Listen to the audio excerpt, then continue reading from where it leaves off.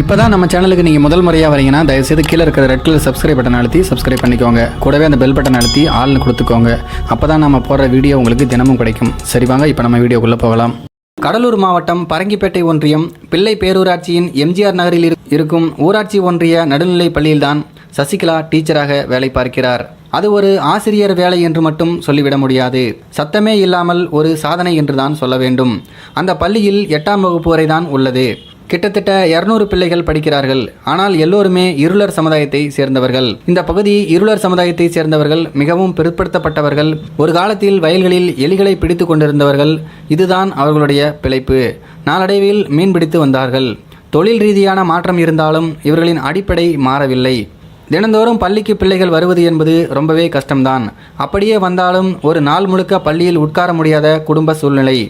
அப்படியே உட்கார்ந்து பாடத்தை கவனித்தாலும் அரை வயிறோடு தான் படிப்பு. அந்த இடத்தில்தான் சசிகலா சிரத்தையை முன்னெடுத்தார். தன்னுடைய சம்பளத்தில் பெரும்பாலான தொகையை மாணவர்களுக்கு செலவழித்தார். அவர்களின் பாட புத்தகங்கள், சாப்பாடு, படிப்புக்கான உபகரணங்கள் என கணக்கு பார்க்காமல் வாங்கி கொடுத்தார்.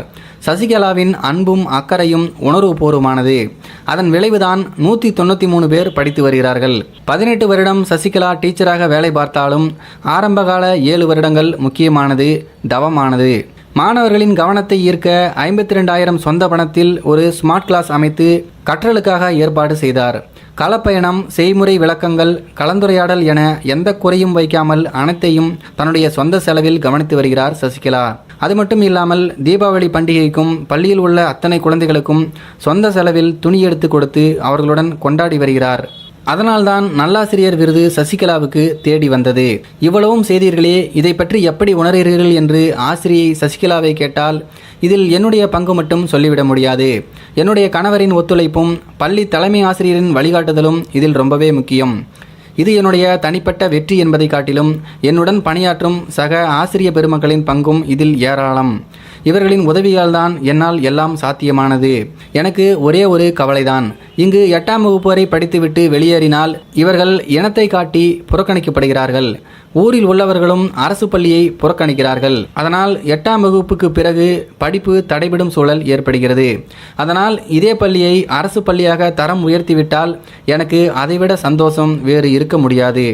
நிச்சயம் இந்த நிலை மாறும் என்று சொல்கிறார் சசிகலா. உண்மைதான். சக மனிதனுக்கு உதவ வேண்டும் என்கின்ற எண்ணத்தை வழங்குவதை விட மிக சிறந்த கற்பித்தல் எதுவும் இருந்துவிடப் போவதில்லை.